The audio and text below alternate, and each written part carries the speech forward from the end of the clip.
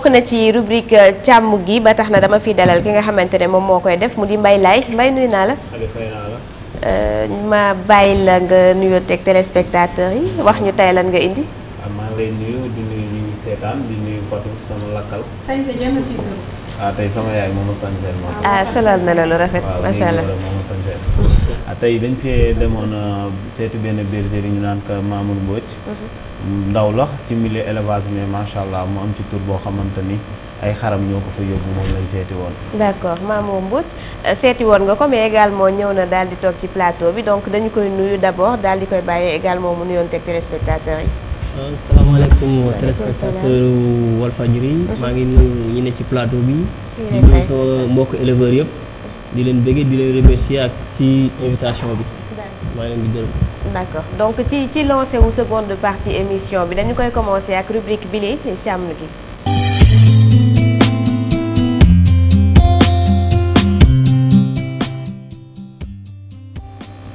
voilà donc Mbaye ma bàyyi la nga wan ñu déjà li nga xamante ne moom nga indi après ñu daal di woy waxtaan bi. waaw demoon nañ këram am na ay éléments yu ñu fa jëloon ndax élevage moom saa su nekk rek loolu la ñuy wax foo dem rek nga yaakaar ni la nga yor waaye yor moo daax. mais am na lu ñu fa jëlee bu saa ba pare ñu dem xool ko te ñëw. d'accord.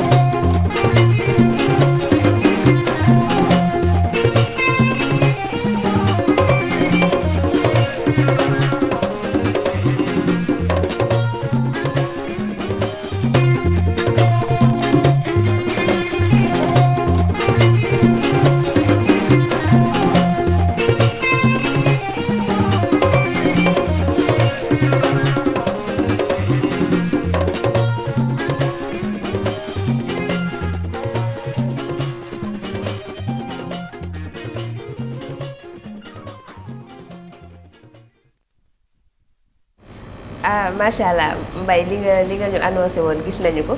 et puis man dama fi gis loo xamante ne yi enfin yi nga jotee indi yëpp gisuñu ko ci mooy ceinture yi nga xamante ne moom la ñu takkal xar yi au moins ñu mën leen identifier ku ci nekk ñu xam sa tur gis naa ci même ku tudd Viviane su ma juumul.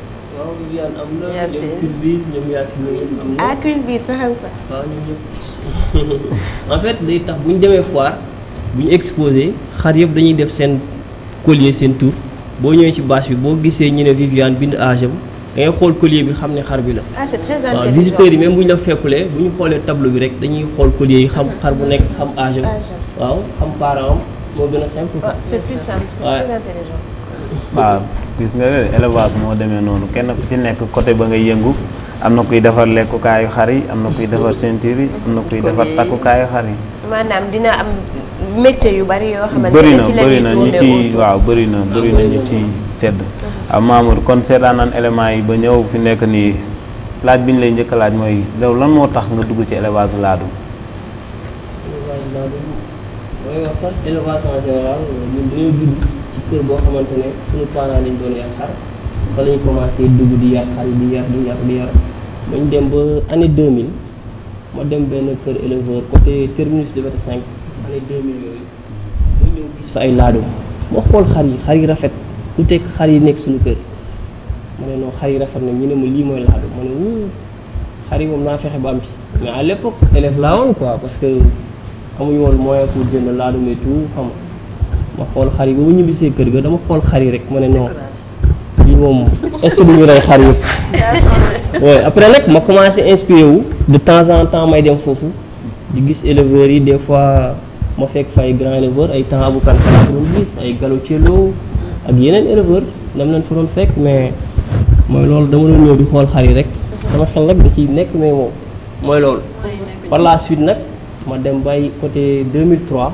si laay doog am laadum waaw amoon benn maal boo xamante ne du laadum xar simple la ma jël ko dugal ko jox ko sama benn tons que je salue de passage Souleymane Ly moom ma njëkk a jox laadum ma teg ko xaalis ma jox ma laadum bi après fekk benn femelle bu ëmb la ma jox.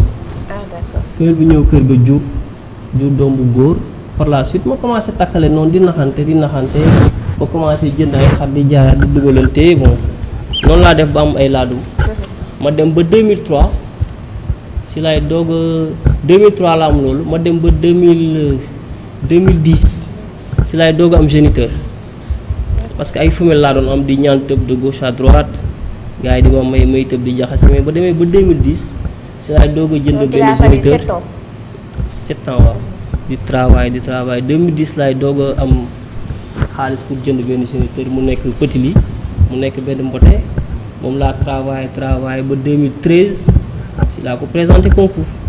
waaw ci petit lit moomu la ñuy dugg direct ndax wala moom fa laa la doon xaar. mais yaa ko tudd. petit lit tey jii bi nga ko jëndee.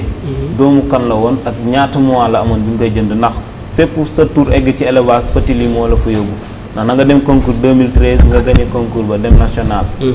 petit lit doomu kan la woon. petit lit doomu Obama la yaayam doomu kii la woon doomu Drogba. Drogba waaw maa ngi ko jëndee Yoff ba muy nekk mbote bu ndaw. moom laa ko jël di ko toppatoo ba mu màgg émission jot ma présenté ko yàlla may ma ci ndaw. tey jii petit lit yow naka nga ko waajal ba mu jël concours ba préparation mën nga ñu cee fàttali tuuti. waaw petit moom daanaka xar boo xamante ne moom pare woon na sax déjà parce que dama doon dund ak moom tout le temps di ko préparer ba ma déggee ne concours xar bi day am nag ma xam ni que kii su ma ko toppatooyee tuuti mën naa ko présenter parce que amoon na maturation yu baax daanaka quoi après si laa ko jël ba concours bi desee ay 3 mois ma commencé ko séparer ak yenn femelles yi war a tëbu yokk alimentation bëgguma woon dara lu ko stressé dama doon xool li mu gën a bëgg ma ko koy jox li mu gën a bëgg rek laa ko doon jox ba concours bi jot ma génnee ko. tey jii génnee yàlla may ma ci ndam. est-ce que tey jii am nga loo téye ci petit lit ci loo xamante ne mën nga koo présenter di ci liggéey ci sa bergerie. waaw exemple petit lit ba mu defee tour sama kër am ay doom yu jigéen yu bare am nañu su ma si jot a jaay nag mais dama préféré téye les 2 meilleurs yooyu laa téye garder ko kër ga ñoom ñoo nekk ci base bi bokk nañ ci base femelle bi actuellement. waaw doomu petit lit am naa ci ñaar am naa ay sëtam aussi. ku ci mel ni kan nga ci téye. yor naa Culbis ak Toy moom. toi et moi. mais tey jii ba nga ci téewee loolu nga am ci tour. concours du caaxaan par gox la. ndax parce que ñu ci bëri bu ñu demee concours wala ñu am benn tour ci élevage bu ñu fa jugee rek dañuy commencé samp bergerie. bergerie bi mu ngi ci yoon wala looy xaar. mais xam nga éleveur boo gis rek ku nekk ci milieu élevage bi surtout di dem ay foire di ñëw nit yi di la seet si élevage bi am na xaalis. da ngay jékki-jékki da ngay viser leneen. day mel ni nga yor magasin bu ndaw sa xel bi yëpp day nekk ci magasin bu mag ñun ñëpp am nañ projet yooyu daanaka sax am nañ espace bi ñu ngi ciy liggéey daal. xam naa fii ci kanam tuuti dinañ ko génnee. waaw mais projet yi moom ñu ngi ci ko bu baax quoi. dëgg la waaw mais tey jii élevage fi mu toll. bi petit li demee bàyyi la fa ay base de femelle. nga dugal benn mâle boo xamante ni ñu naan kaa Sukuran papaam di magistrat yaayam di doomu Assane 2 kon kooku ci yaayam ak papaam yëpp champion la doon. tey jii Sukuran bi nga koy jënd gëstu na nga ko jëndoon daanaka presque dafa raté woon. lan moo taxoon nga jënd ko lan nga gisoon ci moom capital génétique bi ndax boobu macération amu fa ndax lu raté amul macération.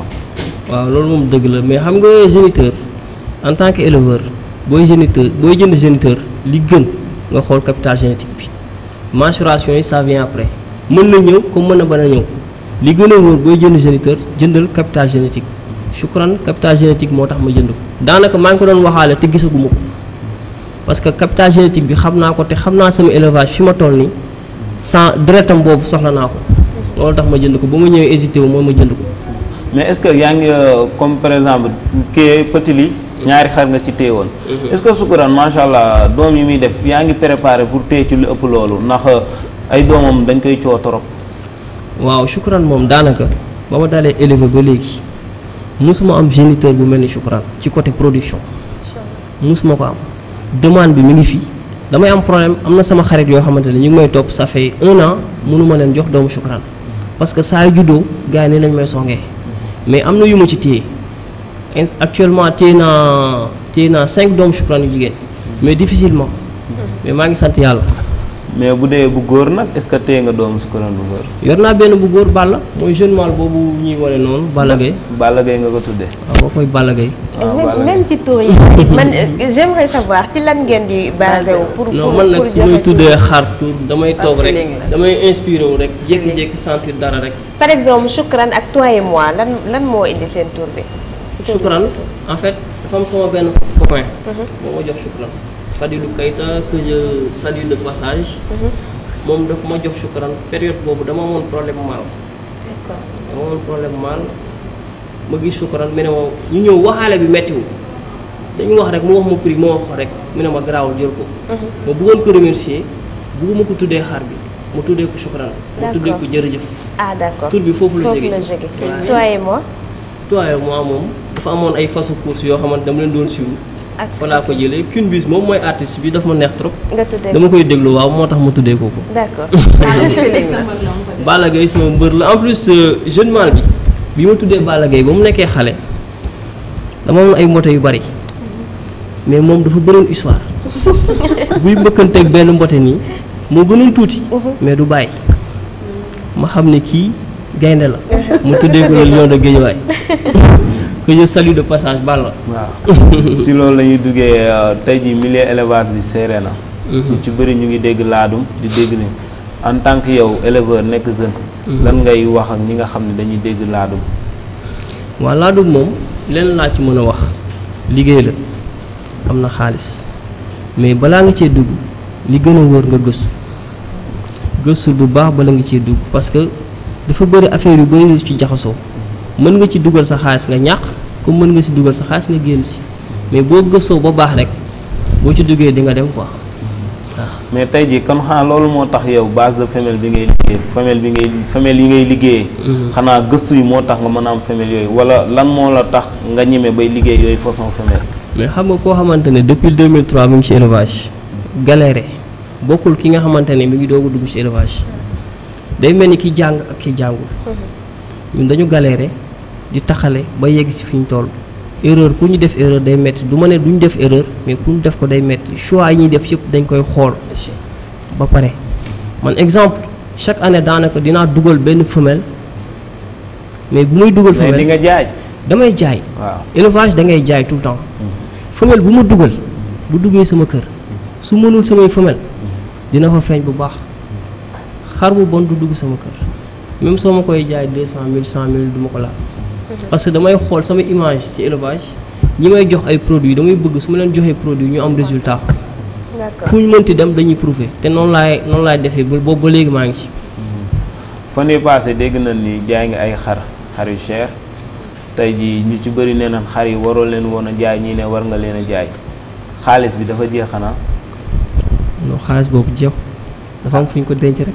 yow fa nga denc. mais lu tax élevage jaay ci la bokk. parce que mënoo taxaw xar nga ne doo ko jaay. xar boo taxaw ne doo ko jaay bu ñu la fayee million nga jël ko. man xar yëpp laay jaay mais dama koy teg ci yoon. exemple bi ma joxee sukkandiku bi ma joxee li ma soxla ma joxe ko du fi fanaan. waaw élevage booy joxee da nga koy teg ci yoon. parce que am na benn expérience boo xam ne dund naa ko am na ay éleveurs yu fi nekkoon temps yi njëkk yi ñi fi dàkkoon jaay instant bi boo demee seen kër doo fa gis xar bu baax. dëgg la ñi gënoon mënoon téye seen xar di résister di liggéey ñoom actuellement ñoom ñoo nekk ci kaw. waaw moo tax expérience boobu dama ko gis moo tax loolu laay moytu. donc jaay bi tout le temps c'est pas bien finalement. non bu ci dëkk. boo ci dëkkee rek après da ngay dem ci suuf quoi. d'accord waaw. waaw éleveurs yi de dañuy faral di wax ni am xar am xaalis mënta ne boo jëlee lu baax lépp jaay ko du boobaa da ngay lalli. tey jii ñu dugg ci laadum ba tey. ci laadum la ñuy des. foire yi naka nga koy gisee lan nga gis ci foire ba gis na sànq gis na li nga exposé ci foire bëri na.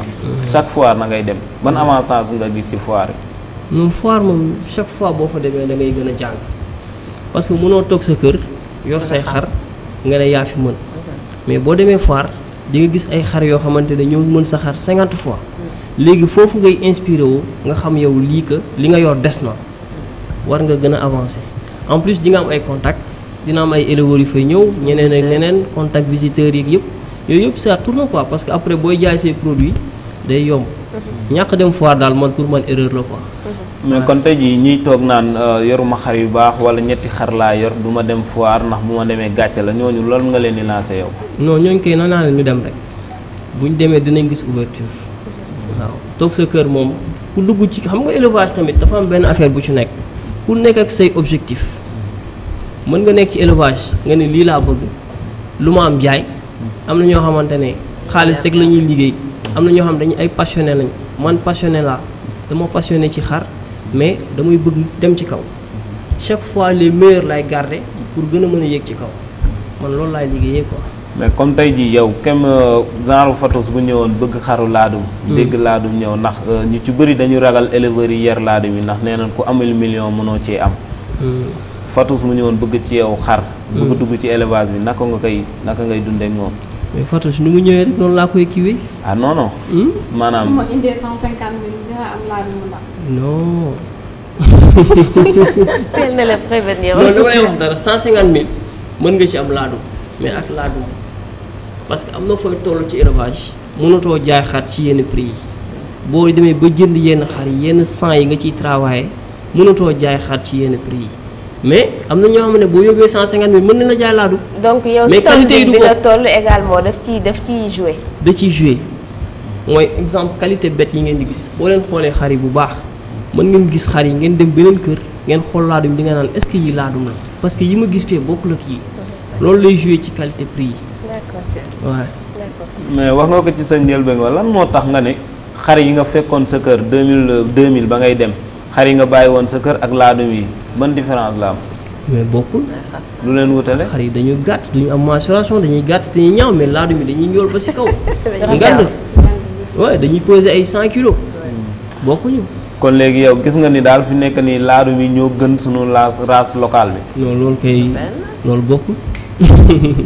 loolu bokkul différence yu bëgg a bëri yëngal rek il s'est est-ce que jotul balaa mara boobu di ñëw est-ce que jotul tamit ngeen jël laadum xaw ko wàcce ba ñun ñu am ci accès parce que bu ñu nee laadum rek comme li mu wax léegi xel yi ci patron yi lay dem amaana bu ñun suñu doole néew na te aussi bëgg nga ku ci am xew wala ngay génte indi laadum est-ce que jotul yéen ñi nga xam ne yéenay éleveurs yi ngeen def ci laadum loo xamante ni ba nit ku nekk li nga am di nga mën a am laadum. non ñun éleveurs yi ñu ngi def ay jéego exemple boo xoolee côté ay tabaski ak yooyu doo demee opération tabaski di nga gis ay laadum yu bëri yu génn dina am laadum yu bëri luy rafet parce que actuellement laadum yi sax daanaka ñuy commencé saturé parce que boo xoolee année yu passé tabaski doo gis laadum foofu mais léegi da ngay dem tabaski da ngay xool ci dara di gis ay laadum pur sang. mais gis ko lu tax voilà. si gars yi dañ am na patron yu koy jënd. voilà mais c'est pas parce que xar yu mag la ñuy nekk. ay xar yu mag la ñuy nekk. accessible quand même ci bourse yëpp c'est ça le problème même bu fekkee di nga koy gis pour nga am njëgu jënd ko c'est tout un problème. waaw loolu moom dëgg la moom mais xam naa ni. di ngeen ci jóg fii ak si kanam tuuti prix dina gën a wàcc ñëpp dinañ ci mën jot. madame Oumou. alors man li ma bëggoon a laajte Mbaye laay posé question bi déjà mooy première question bi. sànq dama dégg ne kañ lay am bergerie ça veut dire que bergerie dafa am nombre de. box xar ça dépend ci box yi ou bien ça dépend ci nombre de xar yi nombre de xar yi tamit. ça veut dire que ku am ñett mënul wax bergerie à partir de quel nombre la ñuy wax ne kii bergerie la yor. bëri na tey jii ku dem ba am 20 xar wala 30 xar kooku foog nga taxawal bergerie. d'accord waaw léegi sànq dama fa gis benn diplôme aussi diplôme bi lan la. waaw diplôme yi xaw nañu bëri parce que chaque fois ñun bu ñu demee foire bu ñu jógee foire dañuy jox ay diplôme wala concours aussi am na diplôme boo xam ne concours la ba ma gagné concours xar bi en 2013. jox nañ ma diplôme. ci lan lañ koy def ci mensuration bi ci toppatoo bi ci poids bi. non foire moom xam nga actuellement comme ñu ngi ci Saladam ñu ngi Adam pour nga dem ci salon bi foog nga jaar benn sélection sectorielle pour nga dem ci salon bi da ngay qualifier du ñëpp ñooy mën a dem ci salon bu mag bi. léegi boo demee ci salon bu mag bi nga qualifier sectoriel nga qualifier ñu yóbbu la ci salon bu mag bi boo demee ci salon bi nga participer ci salon bi rek uniquement dañ lay jox diplôme. d'accord sa diplôme de participation. d'accord léegi diplôme yooyu yi ma jot a dem foire moo nekk noonu. d'accord malheureusement waxtu bi xoj nañu donc d'abord sa invité Mbaye dañu koy bàyyi mu tàggoo ñu remercier ko ci teewaayam Mamo Mbodj donc ñu bàyyi la nga tàggoo ak téléspectateurs yi. waaw man maa ngi leen di remercier yéen ñi waa plateau bi Petit Déj. ci invitation bi kontaan naa si trop.